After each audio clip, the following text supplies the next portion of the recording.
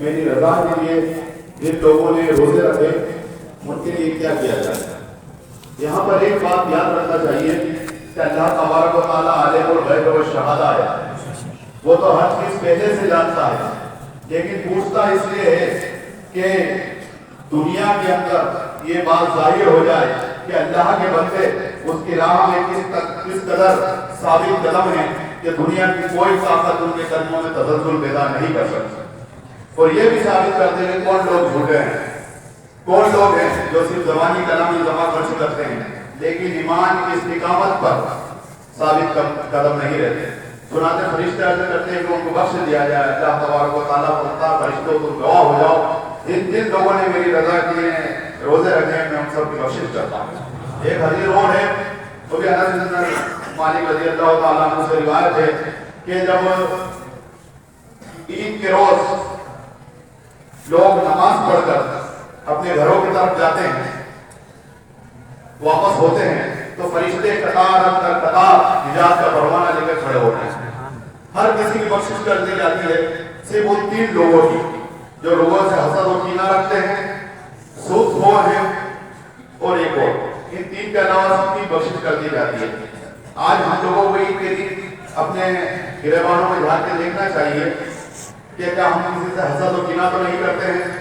ہم سود خور تو نہیں ہیں، اور تیسرا وہ ہے جو جادو کرواتا ہے، ہم اس میں تو نہیں ہیں۔ اگر ہم لوگوں میں یہ برائی ہے تو ہمیں صرف دل سے توبہ کرنا چاہیے، اللہ غفور رحیم ہے، اللہ ہو سکتا ہے ان سب کی بھی معافی عطا فرمائے۔ آج عید کے دن مجھے حضرت عمر فاروق رضی اللہ تعالیٰ عنہ یاد آ رہے ہیں، یہ کوئی ایک عام صحابی نہیں ہے، یہ دعائے مصطفیٰ حضور پاک صلی اللہ علیہ وسلم نے جنہیں اپنی دعاؤں میں مانگا، اور جن کے بارے میں حضور پاک صلی اللہ علیہ وسلم نے فرمایا من بین قبل لسان عمر، کہ عمر کی زبان سے رب بولتا ہے، عمر کی زبان سے رب بولتا ہے۔ دیکھیے بخاری اور مسلم کی متفق علیہ حدیث ہے، بخاری اور مسلم کی متفق علیہ حدیث آپ اٹھائی ہے، اللہ کے حکم سے حضور پاک صلی اللہ علیہ وسلم نے ہجرت کی، 40 مشرکان مکہ حضور کو قتل کرنے کے لیے بھاگ پھیلا دے رہے ہیں، ادھر حضور نکلے ادھر مار دیا جائے، حضور صلی اللہ علیہ وسلم نے مشتقات زمین سے اٹھائی، شہاد اور وجوہ چہرے بگڑ جائیں، آپ نے ڈالی، 40 مشرکان جو مکہ سے ان کے سر پر پڑی، 40 کے 40 حملے ہو گئے اور حضور نکل گئے، کسی کو نظر نہیں آئی۔ آپ بھارت روڈ پہ پہنچے تو یہ بات دیکھیے، پھر بخاری اور مسلم کے متفق علیہ حدیث ہے کہ حضور پاک صلی اللہ علیہ وسلم ابھی بھارت روڈ پہ باہر تھے اور ایک بڑا پہلوان اس زور کا سلاما وہاں پہنچ گیا، حضور پاک صلی اللہ علیہ وسلم کو جو دیکھ کر حضرت صدیق اکبر رضی اللہ تعالیٰ عنہ یاد غار جن کے بارے میں قرآن پاک میں فرمایا ہے، آپ ساتھ میں تھے، انہوں نے عرض کیا یا رسول اللہ صلی اللہ علیہ وسلم سراقہ آ گیا ہے، تو آپ نے کہا پرواہ نہیں آنے کو، پوچھا سراقہ کس لیے آیا ہے؟ جو کہا کہ حضور غریب آدمی ہوں، 100 عمر کا انعام ہے، وہ جانے کتنا انعام دے رہا ہے، اگر میں آپ کو پکڑ لوں گا گرفتار کر لوں گا تو میری نسلوں کا مقدر بدل جائے گا۔ بتائیے ایک رسول کو ایک نبی کو سراقہ جیسا پہلوان میں گرفتار کرنا، حضور پاک صلی اللہ علیہ وسلم نے ایک توجہ کی، اس کا گھوڑا اس کے پاؤں پر پتھروں میں ڈال دیا، اس نے ہاتھ جوڑ کے اللہ معافی چاہتا ہوں، کلمہ پڑھتا ہوں، میرے گھوڑے کو نکال دیجیے، میں ان سے کہوں گا اس طرف نہیں ہے۔ حضور پاک صلی اللہ علیہ وسلم نے ایک توجہ کی، گھوڑا نکال دیا، ایک توجہ سے گھوڑا دھسا دیا، ایک توجہ سے گھوڑا نکال دیا، توجہ کا یہ حال ہے حضور پاک صلی اللہ علیہ وسلم۔ تو کوئی مشرک آتا تو ان کو گرفتار کرنا چاہیے،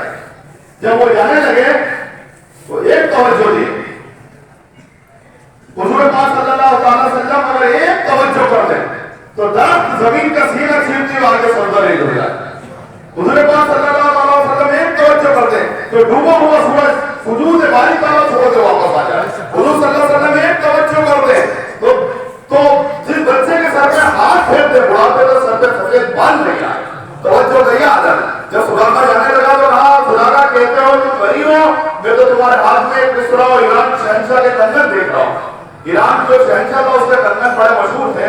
سونے کے کنگن پہنتا تھا اور اس کنگن کی پوری چرچا پورے عرب میں تھی۔ جب سراقہ جانے لگا تو اس کو کہا کہ سراقہ میں تمہارے ہاتھوں میں سونے مصرع ایران شہنشاہ کے کنگن دیکھ رہا ہوں، وقت بیتا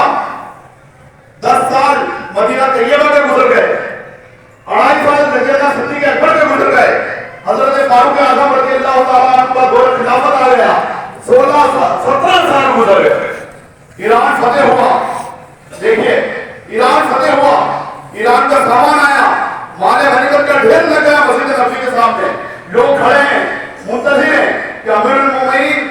हजरत उमर फारूक रज़ियल्लाहु ताला अन्हु माले गनीमत को तकसीम करेंगे, लेकिन हजरत उमर फारूक रज़ियल्लाहु ताला अन्हु माले गनीमत को तकसीम नहीं करते, वो ढेर के आसपास घूम रहे हैं और कुछ चीज को तलाश कर रहे हैं। लोगों ने कहा कि सैयदना उमर फारूक रज़ियल्लाहु ताला अन्हु को आप क्या तलाश कर रहे हो, आप माले गनीमत क्यों नहीं तकसीम कर रहे हो? तो उन्होंने कहा कि हिजरत के सफर में मेरे आका ने सुरागा को फरमाया था कि मैं तेरे हाथ में किसरा ईरान शहंशाह के गर्दन देख रहा हूँ, कायनात का निजाम बदल सकता है, जमीन अपनी जगह से हिल सकती है, आसमान दबाने के लिए झगड़े फाड़ सकता है, समुद्रों में पानी खुश कर सकते हैं, लेकिन अपने नबूवत की जुबान से निकली बात रद्द नहीं हो सकती। उसके कंगन हाथ में देख रहा हूँ, एक साथी आगे बढ़े, उन्होंने हाथ डाला, बोला ये ना किसरा ईरान के कंगन अरब की खाक से उठकर जिसने दो सुपर पावर वो खत्म कर दिया रोम और ईरान को, बोला ये नहीं किसरा और ईरान के सोने के कंगन। हुजूर पाक वो हजरत उमर फारूक को कंगन दिए, वो उमर फारूक रज़ियल्लाहु ताला अन्हु जिनके दौरे खिलाफत में कोई शख्स सोने की अंगूठी फेंक के मदीना के बाजार में चल नहीं सकता था, हराम है मर्दों को सोने की अंगूठी फेंकना, कोड़े पड़ते थे। धरे मजमे में सहाबाओं के बीच में हजरत उमर फारूक रज़ियल्लाहु ताला अन्हु ने सुरागा को सोने के कंगन पहना दिए, जो हराम था मर्दों के लिए वो पहना दिया। किसी ने कहा कि क्या बात है, देखिए हजरत उमर फारूक का ईमान, उन्होंने कहा क्या हलाल है क्या हराम है मैं क्या जानूं, मर्दों के लिए हराम मुस्तफा ने किया था तो सुरागा के लिए भी हलाल वही कर देगा, जो मेरे नबी फरमा दे बस वही शरीयत है, जो नबी के मुंह से निकल जाए वही शरीयत है। मेरा मोहतरम दोस्तों, आपने खूब इबादत करी, लेकिन असली कपड़े नए कपड़े पहन कर आके यहाँ पर इबादत कर लेना, नमाज पढ़ लेना, सिर्फ इसी का नाम ईद नहीं है। ईद उसकी है जिसने रोजे भी रखे, तरावियां भी पढ़ी, वो साहिब के साथ साथ उसने ज़कात भी दी। ईद उसकी है जिसने सोसाइटी में तड़पते हुए बिलखते हुए मासूम बच्चों की कफालत का इस्तेमाल किया। मेरे मोहतरम बुजुर्ग दोस्तों, जिन लोगों ने ज़कात अदा नहीं की वो ज़कात जरूर अदा करें, जितना तो फिर आप रख के आए होंगे। और गरीब सोसाइटी के अंदर तड़पते बिलखते यतीम बेवाओं को जो उनका नाजायज फायदा उठा रहे हैं, समूह में बिठा रहे हैं और उसके बहुत सारे काम हो रहे हैं, आप उनके लिए मदद कीजिए। आप लोग कुछ तंजीम बनाइए, कुछ माल इकट्ठा कीजिए और गरीब यतीम बेवाओं की मदद कीजिए, ये आपके लिए सही होगी। वाक़ई